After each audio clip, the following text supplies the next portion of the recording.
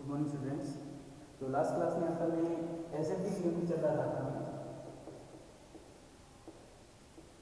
Serial force diagram and bending moment diagram चल रहा था। तो लास्ट क्लास में अपन ने कोई सिंपल सी प्रॉब्लम की थी, उसके अंदर क्या था,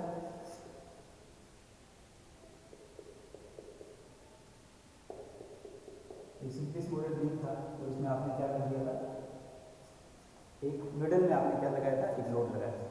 ठीक है, वो पॉइंट लोड था। पॉइंट लोड की केस लोड भी कहाँ था, एकदम मिडिल में था। तो अगर ये L/2 ये L/2 हो गया तो ये P कोई लोड। अगर मैं इस लोड P को थोड़ा सा या तो लेफ्ट साइड या थोड़ा राइट साइड अगर उसको शिफ्ट कर दूं, या मतलब ये दोनों वाली जो डिस्टेंस है ये सेम ना हो, अगर ये डिस्टेंस अगर नेक्स्ट क्वेश्चन करते हैं तो उसमें क्या है, आपका लोड P लग रहा है ना, ये डिस्टेंस है वो आपकी सेम नहीं है। अब की बार मान लो ये डिस्टेंस A है और ये डिस्टेंस कोई B है, और ये लोड B ये मान लो कहीं यहाँ पे ये लोड है ना, तो डिस्टेंस लग रहा है आपको। लोड अब की बार कितना लग रहा है, P ही लग रहा है, लेकिन डिस्टेंस है वो आप देख सकते हो वेरी कर रही है, थोड़ा सा चेंज है डिस्टेंस में।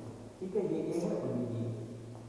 तो इस केस में बच्चों क्या सिनेरियो होगा, सारा का सारा केस वैसे ही होगा जैसे अपन ने पहले किया था, कोई भी चेंज करने की जरूरत नहीं है। धीरे आप देखोगे फॉर्मूले में थोड़ा बहुत चेंज आ जाएगा। क्या होगा, सबसे पहले अपने को क्या बनाना है, एसएफटी के लिए आपको पता होता है, आप एसएफटी बनाओ बीम बनाओ, सबसे पहले आपको क्या निकालनी है, रिएक्शन निकालनी है। आपको पता है यहाँ से रिएक्शन क्या निकलेगी, RA, यहाँ निकलेगी RB। ठीक है, तो आपको पता है RA प्लस RB की वैल्यू कितनी होगी, क्योंकि जितना रिएक्शन डाउनवर्ड अपवर्ड डायरेक्शन में लग रहा है उतना ही ऊपर से लोड लग रहा है, आपको पता होगा। तो RA प्लस RB होगा। RA और RB की वैल्यू अपन कैसे निकाल देते हैं, मैं पहले ही बता चुका हूँ। उसकी वैल्यू कैसे निकालते हैं अपन, मोमेंट निकालने के लिए किसी के अलावा क्या इस पॉइंट को नाम B दे दूं, कैपिटल B, और इसको नाम देता हूँ C। क्या इजी रहेगा, थोड़ा सा कंफ्यूज नहीं होगी, क्योंकि यहाँ पे जहाँ पे लोड लग रहा है वहाँ पे आप कोई ना कोई पॉइंट जरूर दिया करो। तो RA प्लस RC कितना हो जाएगा, ये। ठीक है बच्चों, अब आप क्या करो, इसी एक पॉइंट के अबाउट जब भी आप रिएक्शन निकालते हो आप क्या करते हो, सबसे पहले जो अपवर्ड डायरेक्शन में रिएक्शन लग रही थी और ऊपर से डाउनवर्ड डायरेक्शन में जो लोड लग रहा था उसके इक्वल होता है। उसके बाद आप इसी एक पॉइंट के अबाउट मोमेंट क्या कर देते हो, जीरो कर देते हो। तो सिग्मा ए में इक्वल टू मैंने क्या कर दिया, जीरो। तो आपको पता है ए के अबाउट अगर मोमेंट मैंने जीरो किया है तो बच्चों क्या होगा, RC, अगर RC है तो आप बताओ इस ए पॉइंट से RC की वैल्यू कितनी है, A प्लस B, और ये इसको कैसे घुमाएगा, एंटी क्लॉकवाइज। अगर बात करूं इस B की तो B इसको कैसे घुमाएगा, क्लॉकवाइज, है ना। तो ये P घुमाएगा क्लॉकवाइज, और P से ये वाली डिस्टेंस कितनी है, ये डिस्टेंस कितनी है बताओ, A। क्योंकि देखो जब भी आप मोमेंट लेते हो, मोमेंट होता क्या है, फोर्स इनटू परपेंडिकुलर डिस्टेंस। तो अगर RC के अबाउट मोमेंट ले रहे हो तो RA के अबाउट मोमेंट ले रहे हो या A पॉइंट के अबाउट मोमेंट ले रहे हो तो RC ये डिस्टेंस और P के लिए ये डिस्टेंस, लेकिन ये माइनस की थी, लेकिन उसको एंटी क्लॉकवाइज रोटेट करेगा और ये क्या करेगा, क्लॉकवाइज। तो माइनस P इक्वल टू 0। ठीक है, तो ऐसे अगर आप RC की वैल्यू निकालो तो RC की वैल्यू कितनी है कि P इधर आ जाएगा अपॉन A प्लस। ठीक है, या आपके पास वैल्यू किसकी आ गई। अब अगर आपको RA की वैल्यू निकालनी है, इसके अंदर वैल्यू पुट कर दो।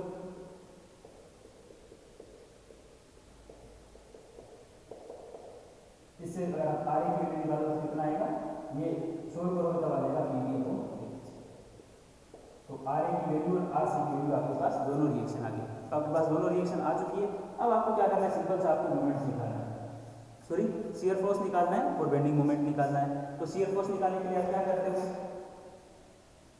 अगर बोला जाए शियर फोर्स की पहले किसमें निकालें, AB में, ये पॉइंट A है, इन AB x फ्रॉम A।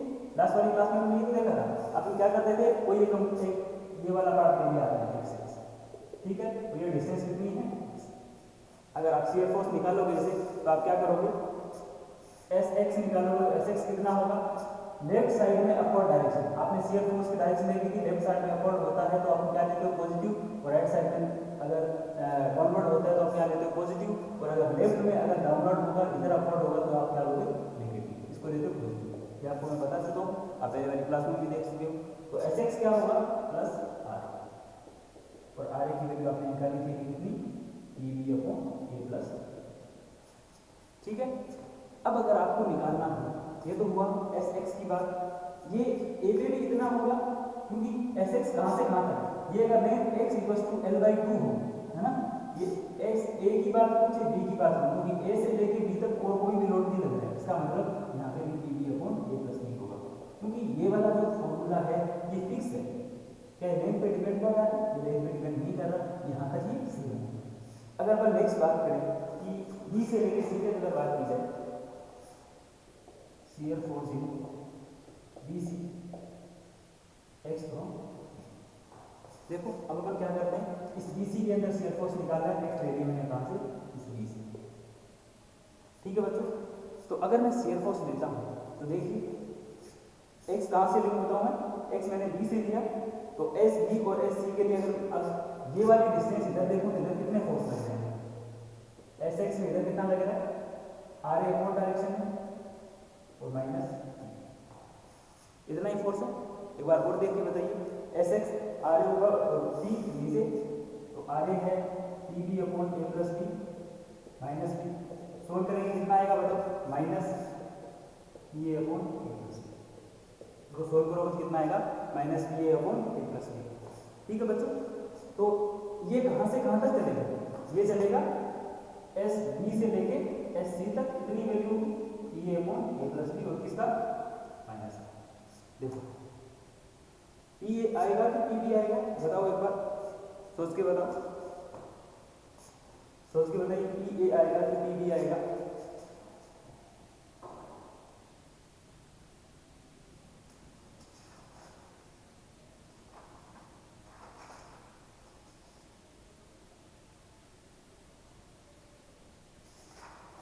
तो एक बात आप सोच के देखो, एक बात आप देखो कि एस बी के ऊपर अगर बी देखा जाए तो बी पे पी बी अपॉन ए प्लस बी ये वैल्यू भी है और बी पे ये वाली वैल्यू है, इसका मतलब बी के ऊपर अपना साइन चेंज करेगा, एक बार पॉजिटिव एक बार नेगेटिव। तो अगर मैं शियर फोर्स डायग्राम बनाऊं, है ना, तो यहाँ पे कोई ए पॉइंट है, यहाँ पे कोई बी पॉइंट है, यहाँ पे कोई बी पॉइंट है और यहाँ कोई सी पॉइंट है। ठीक है, तो ए के ऊपर वैल्यू कितनी है, पी बी अपॉन ए प्लस बी, ये कितनी होगी, पी बी अपॉन ए प्लस बी, ए से लेके बी तक, और बी के ऊपर वैल्यू कितनी है, पी ए अपॉन ए प्लस बी, तो बी के ऊपर पॉइंट देखो पी बी अपॉन ए प्लस बी है, पी अपॉन ए प्लस, और ये वैल्यू यहाँ से लेके कहाँ तक जाती है, सी के, फिर प्लस यानी माइनस। आई बात समझ में?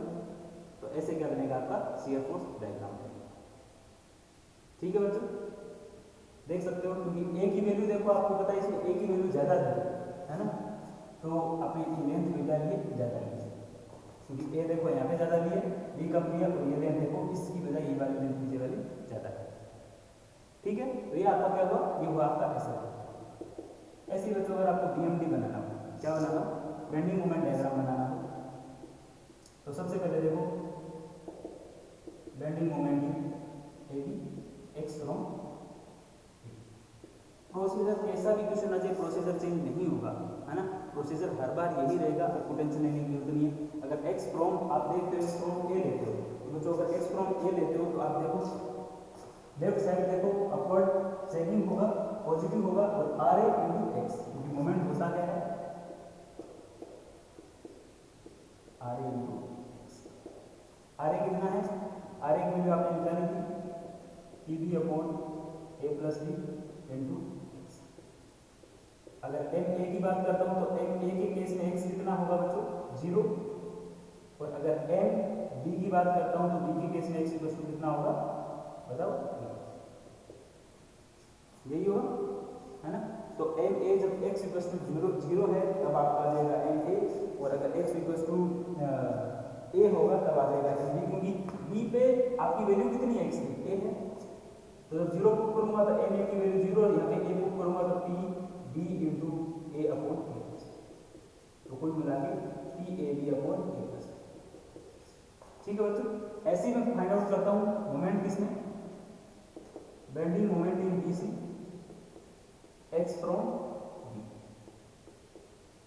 तो बेंडिंग मोमेंट निकाला मैंने किसमें, अगर यहां से ये पॉइंट लेता हूँ, देखिए आप बच्चों, तो इस आर ए के केस में वैल्यू कितनी होगी, ए प्लस एक्स होगी कि नहीं होगी, बताइए। इस आर ए के केस में ये आर ए है, ये ए है और ये वाली एक्स है, तो आर ए एक, तो मैं देखो एम एक्स कितना होगा, plus R A plus X और P के केस में कितना होगा, P डाउनवर्ड डायरेक्शन में डिस्टेंस कितनी है x, तो माइनस कितना होगा P, ठीक है। तो अब देखो MB होगा तो x इक्वल टू कितना होगा 0, और MC होगा तो x इक्वल टू कितना होगा b, ऐसे हुआ क्योंकि जब x आपने ये x लिया था, x अगर 0 कर दिया तो आपको देखो x 0 कर दिया तो MB पे आ जाएगा, और x को अगर आपने b कर दिया तो यहाँ पे आ जाएगा c पे आ जाएगा, ठीक है। तो यहाँ पे 0 पुट करोगे तो कितना आएगा RA इंटू ए, और ये 0 हो जाएगा और ये 0 हो जाएगा, तो इतना ही बचेगा। RA की वैल्यू आपको पता है कितनी है, PB upon A plus B into a, तो आ जाएगा PAB अपॉन B के ऊपर, तो B के ऊपर यहाँ भी PAB plus upon A plus B था। अब C पे बात करता हूँ तो x इक्वल टू कितना कर दूँ, B कर दूँ, तो ये किया आपने। RA की वैल्यू आपको पता है कितनी है, PB upon A plus B, और x की वैल्यू b है तो a plus b minus b, और x की वैल्यू कितनी b, तो a प्लस b से a प्लस b कैंसिल, देखोगे pb minus pb equal to कितना हो जाएगा 0। इसका मतलब अगर आप बेंडिंग मोमेंट डायग्राम बनाते हो, अगर बेंडिंग मोमेंट आप एग्जाम में आपको ऐसा करना है कि शियर फोर्स ये डायग्राम बनाना, उसके नीचे शियर फोर्स डायग्राम बनाना, उसके नीचे बेंडिंग मोमेंट डायग्राम बनाना। मैं क्या कि पहले आपको शियर फोर्स बनाना बता रहा हूँ, फिर बेंडिंग मोमेंट, लेकिन आप एग्जाम में ऐसा करना कि तीनों एक ही लाइन में हो, तीनों एक के नीचे एक हो, ठीक है। तो बेंडिंग मोमेंट की बात करोगे तो पॉइंट ए है, यही पॉइंट बी है, और यही पॉइंट सी है। तो आपको पता है ए से लेके बी तक, ए के ऊपर बेंडिंग मोमेंट कितना है 0 है, और सी के ऊपर भी 0 है। तो ए के ऊपर आपने 0 कर दिया, सी के ऊपर आपने क्या कर दिया 0 कर दिया, और बी के ऊपर यहाँ कहीं आपका बेंडिंग मोमेंट कितना है PAB अपॉन A प्लस, ठीक है।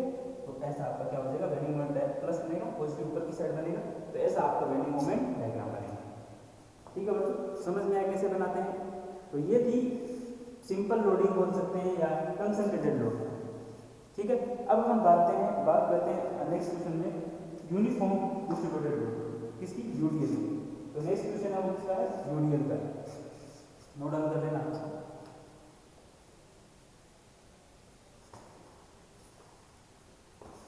अपन एक यूडीएल का क्वेश्चन कर लेंगे, एक यूडीएल का कर लेंगे, है ना। तो सबके एक एक क्वेश्चन कर लेंगे, और फिर आपके एग्जाम में सब क्वेश्चन है, ज़्यादा हार्ड क्वेश्चन आते नहीं है वैसे, लेकिन गेट पीएस में अच्छे क्वेश्चन आते हैं, उसके लिए आपको मैं अलग से नोट सेंड कर दूँगा, टेंशन लेने वाली बात नहीं है।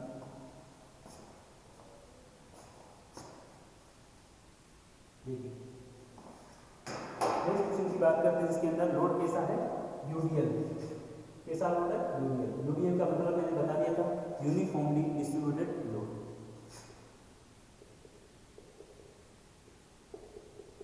और लोड कैसा है, ऐसा। और लोड की जो इंटेंसिटी है वो है W किलो न्यूटन पर मीटर, और ये लेंथ कितनी है L, ठीक है बच्चों।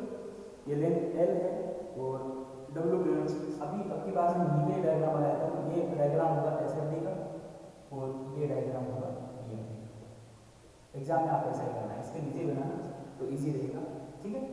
तो आपको पता है ऐसा क्वेश्चन आपको जब भी दिखे, यूडीएल का क्वेश्चन दिखे, तो यूनिफॉर्मली डिस्ट्रीब्यूटेड लोड है, अगर इस लोड को अगर आपको पॉइंट लोड में कन्वर्ट करना है, तो पॉइंट लोड में कन्वर्ट करने का तरीका क्या होता है बच्चों, कि ये देखो अभी लोडिंग रेट है, क्योंकि किलो न्यूटन पर मीटर, अगर ये लोड होता, अगर ये फोर्स होता, तो इसकी यूनिट क्या होती, न्यूटन होती, लेकिन ये किलो न्यूटन पर मीटर है, तो इसको लेंथ से क्या करना पड़ेगा, मल्टीप्लाई करना पड़ेगा, इसको आपको लेंथ से मल्टीप्लाई करना पड़ेगा। तो अगर मल्टीप्लाई करता हूँ तो कितना आएगा, W किलो न्यूटन L से, और अगर ये कंसंट्रेट कहाँ होता है ये लोड, इसके सेंटर में, क्योंकि ये पूरा यूनिफॉर्म है, इसके सेंटर में कहीं क्या रहेगा, कंसंट्रेट रहेगा, ठीक है बच्चों। तो अब देखो, अब पहले देखता हूँ, सबसे पहले आपको पता, जब भी आपको क्वेश्चन आया तो सबसे पहले क्या निकालने होंगे, रिएक्शन RA, क्योंकि इसके अंदर कोई अलग से लोड लगा हुआ है नहीं, केवल यूडीएल है, तो मैं RA और RB दोनों से ही काम चल जाएगा। तो बात करता हूँ RA प्लस RB, ये किसके बराबर होगा, बता सकते हो कोई।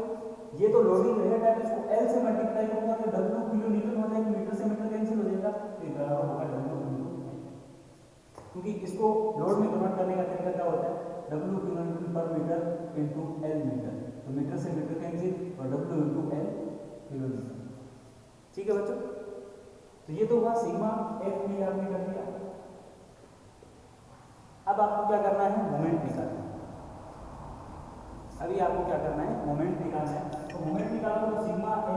क्या कर दो, 0 कर दो, क्योंकि आपको रिएक्शन निकालनी है। रिएक्शन का निकालने के लिए आपको मोमेंट किसी एक पॉइंट के अबाउट क्या करना होगा, 0 करना होगा। तो यही मोमेंट रिएक्शन निकालने का तरीका है।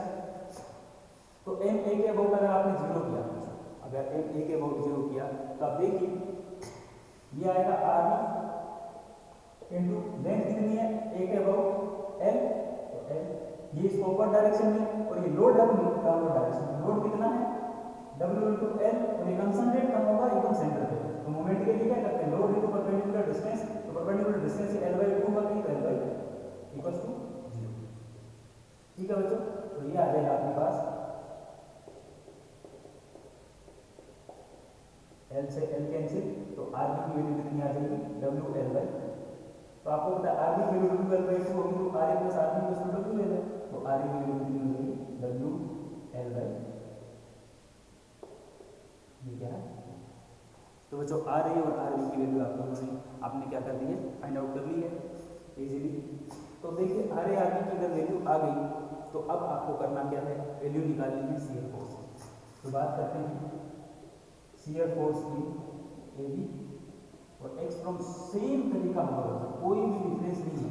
देखो लोडिंग अगर चेंज हो गई है तो उसको कैलकुलेट करने का थोड़ा सा तरीका आपको पता है, पहले अपन सिंपल लोड ले रहे थे, जो अडर लोड ले लिया, क्या तरीका थोड़ी बदल जाएगा, प्रोसेस पूरा प्रोसेस कभी नहीं बदलेगा, प्रोसेस वही रहेगा। तो शियर फोर्स इन AB की बात करें तो X फ्रॉम A लेता हूँ बच्चों, X फ्रॉम लिया मैंने A, ये मान के लिया मैंने X।